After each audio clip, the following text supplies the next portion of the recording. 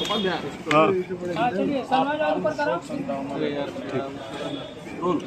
रूप से भाई मुख्तार अंसारी जी लंबे अरसे तक हम लोग विधानसभा में साथी रहे हैं, कई बार के विधायक रहे। ठीक है। और एक समय था जब हम लोग पार्टी में भी साथ साथ थे, तो स्वाभाविक रूप से जिस तरीके से सरकारी तंत्र ने सारी नैतिकता बनाए ताक रखकर उनके साथ घटिया मानसिकता के साथ काम किया है, अत्यंत निंदनीय है। आज पूरे प्रदेश में सरकारी अराजकता का बोलबाला है। न्यायपालिका भी सरकारी अराजकता के सामने घुटना टेक चुकी है। जो काम न्यायपालिका को करना चाहिए, आज सरकारी तंत्र खुद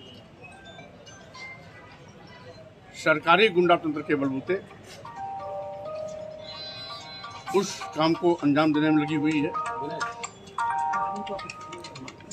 हम अपराधी हैं या नहीं हैं, ये फैसला न्यायपालिका को करना होता है। न्यायपालिका दंड भी सुनिश्चित करती है किसे क्या दंड दिया जाना है, लेकिन आज न्यायपालिका को भी दरकिनार कर जिस तरीके से उत्तर प्रदेश की सरकार अराजकता के रास्ते पर आगे बढ़ रही है, कानून व्यवस्था पूरी तरीके से ध्वस्त हो चुकी है, कानून नाम की कोई चीज नहीं रह गई है।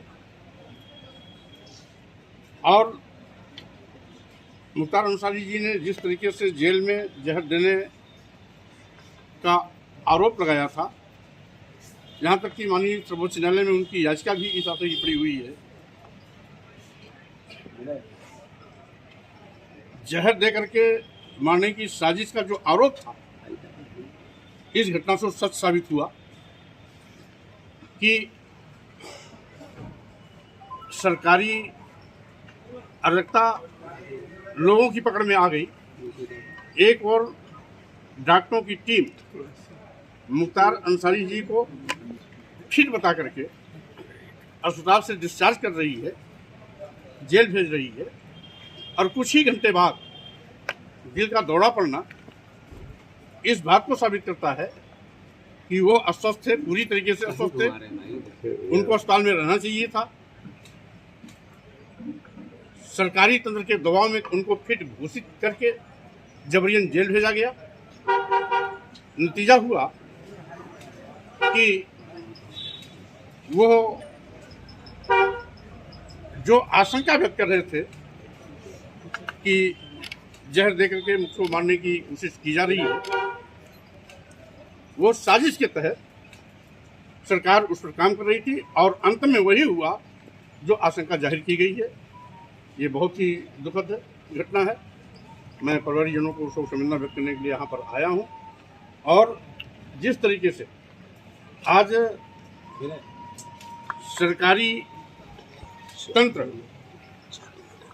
स्वयं अराजकता के रास्ते पर जा रहा है, ये प्रदेश और देश का भी दुर्भाग्य है कि जिनको कानून की रक्षा करनी चाहिए, जिन्हें न्यायपालिका में विश्वास करना चाहिए, उनका विश्वास न्यायपालिका में नहीं है, उनका विश्वास सरकारी गुंडाइज्म पर है। तो स्वाभाविक रूप से ये बहुत दुखद है, इसकी मैं धो लेना। सर, अंतिम संस्कार में जिस तरीके से जिला प्रशासन का कदम सामने आया, वीडियो वायरल हुआ है, इसको देखते हुए क्या बताएंगे कि क्या इस तरह के जिला प्रशासन की रवैया है, ये उचित है?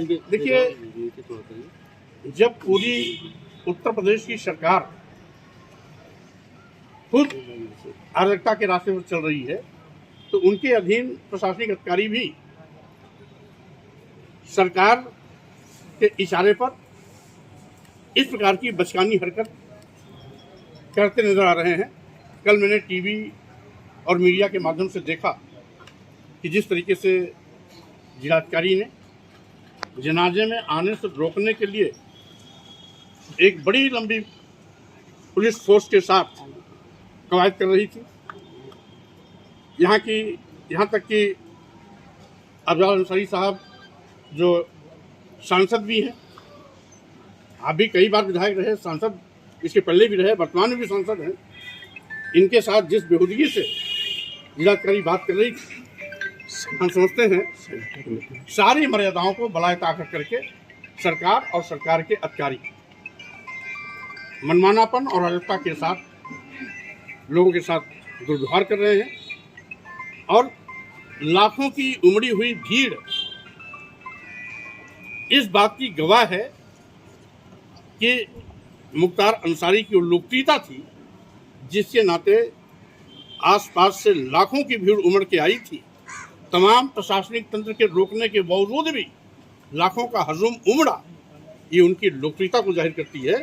और साथ ही साथ मुख्तार अंसारी के साथ जेल में, अस्पताल में जो कुछ भी सरकारी तंत्र द्वारा किया गया है, उसका आक्रोश भी दिखाई पड़ा।